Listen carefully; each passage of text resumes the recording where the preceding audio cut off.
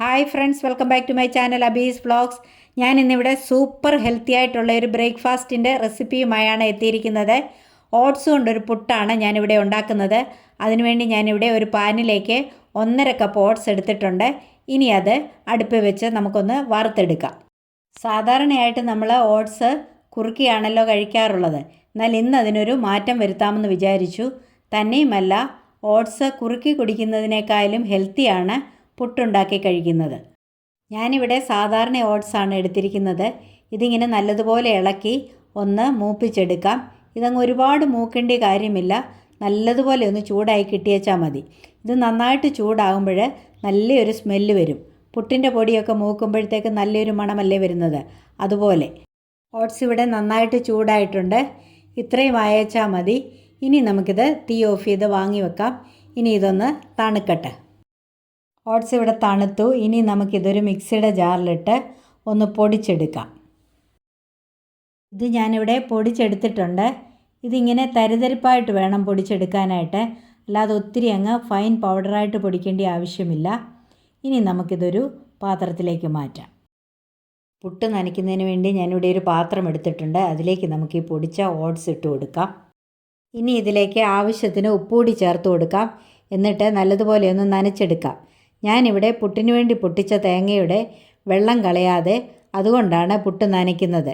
ഇങ്ങനെ തേങ്ങാവെള്ളം കൊണ്ട് പുട്ട് നനച്ചാൽ അതേത് പുട്ടാണെങ്കിലും പ്രത്യേക ടേസ്റ്റാണ്. കുറേശ്ശെ വെള്ളം ഒഴിച്ച് വേണം ഇത് നനച്ചെടുക്കാനായിട്ട്. ഓട്സ് പുട്ട് നല്ലൊരു ഹെൽത്തി ബ്രേക്ക്ഫാസ്റ്റാണ്. ഇത് വെയിറ്റ് ലോസിന് വളരെ നല്ലതാണ്. കൊളസ്ട്രോളും ബ്ലഡ് ഷുഗറും ഒക്കെ കുറയ്ക്കാനായിട്ട് ഇത് നല്ലതാണ്. ഫൈബർ ധാരാളം ഉള്ളതുകൊണ്ട് ഇത് കഴിച്ചു കഴിഞ്ഞാൽ ഉടനെ നമുക്ക് വിശപ്പ് തോന്നുകയില്ല. അതുപോലെ കോൺസ്റ്റിപ്പേഷനെ പ്രിവെൻറ്റ് ചെയ്യാനും ഒക്കെ ഇത് നല്ലതാണ്. തേങ്ങാവെള്ളം പോരായിരുന്നു. ഇനി ഞാനിവിടെ കുറച്ച് തണുത്ത വെള്ളം ഉപയോഗിച്ചാണ് ഇത് നനച്ചെടുക്കുന്നത്. ഇതങ്ങനെ കട്ടയൊന്നും ഉടച്ച് അങ്ങനെ ഞാൻ നനച്ചെടുക്കുന്നില്ല. എത്ര കട്ട ഉടച്ചാലും ഇത് അല്പം കട്ട കാണും. ഇനിയും ഇത് നമുക്ക് മിക്സിയുടെ ജാറിലിട്ട് ഒന്നുകൂടി ഒന്ന് അടിച്ചെടുക്കാം. മിക്സിയിലേക്ക് ഞാൻ ഇട്ട് കൊടുത്തു. ഇനി ഇതൊന്ന് അടിച്ചെടുക്കാം. മിക്സിയുടെ ജാറിലിട്ട് ഒറ്റ കറക്ക് കറക്കിയതേ ഉള്ളൂ. കട്ടയെല്ലാം ഉടഞ്ഞു കണ്ടോ, നല്ല ഫൈൻ പുട്ടുപൊടിയായിട്ടുണ്ട്. ഈ നനച്ച് വെച്ച പൊടിയിൽ 1 സ്പൂൺ തേങ്ങ തിരുമിയത് കൂടി ചേർത്ത് നല്ലതുപോലെ ഒന്ന് മിക്സ് ചെയ്തെടുക്കാം. തേങ്ങാവെള്ളം ചേർത്ത് നനയ്ക്കുന്നത് പോലെ ഇങ്ങനെ ഈ തേങ്ങ തിരുമിയത് ചേർത്താൽ പുട്ടിന് രുചി കൂടും. ഇനി നമുക്കിത് പുഴുങ്ങിയെടുക്കാം. പുട്ട് പുഴുങ്ങുന്നതിന് വേണ്ടി ഞാനിവിടെ ഒരു കുക്കറിൽ കുറച്ച് വെള്ളം അടുപ്പേ വെച്ചിട്ടുണ്ട്. ഞാൻ കുക്കറിലാണ് പുട്ട് പുഴുങ്ങുന്നത്. പുട്ടുകുറ്റിയുള്ളവർ പുട്ടുകുറ്റിയിൽ പുഴുങ്ങിയാലും മതി. ഇനി ഇതിലേക്ക് ഒരു നുള്ള ജീരകം ഇട്ട് കൊടുക്കാം. ഇങ്ങനെ ജീരകം ഇടുമ്പോൾ ആ ആവിയിൽ ജീരകത്തിൻ്റെ ഒരു സ്മെല്ല് വന്നിട്ട് പുട്ടിനൊരു പ്രത്യേക ടേസ്റ്റ് കിട്ടും. ഇനി നമുക്കിത് അടച്ചു വെച്ച് ഒരു ആവി വരട്ടെ. പുട്ടുകുറ്റി ആവിയൊക്കെ വന്ന് പുട്ട് പുഴുങ്ങാൻ റെഡി ആയിട്ടുണ്ട്.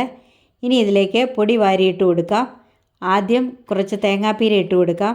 എന്നിട്ട് പുട്ടുപൊടി ഇട്ട് കൊടുക്കാം. വീണ്ടും കുറച്ച് തേങ്ങ ഇടാം.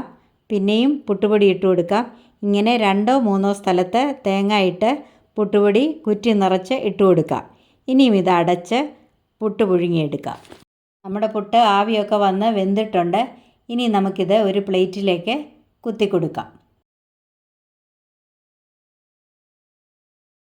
ഇനി ഞാൻ ചിരട്ടപ്പുട്ടാണ് ഉണ്ടാക്കുന്നത്.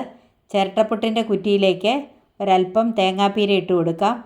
എന്നിട്ട് പുട്ടുപൊടി വാരിയിട്ട് കൊടുക്കാം. പുട്ടുപൊടി നിറച്ചിട്ട് കൊടുത്തിട്ട് അതിൻ്റെ മുകളിലും ഒരല്പം തേങ്ങാപ്പീര ഇട്ട് കൊടുക്കാം. എന്നിട്ട് ഇതുമൊന്ന് അടച്ചു വെച്ച് പുഴുങ്ങിയെടുക്കാം. നമ്മുടെ ചിരട്ടപ്പുട്ട് ഇവിടെ വെന്ത് കഴിഞ്ഞു. ഇനി ഇതും ആ പ്ലേറ്റിലേക്ക് തന്നെ ഒന്ന് എടുക്കാം.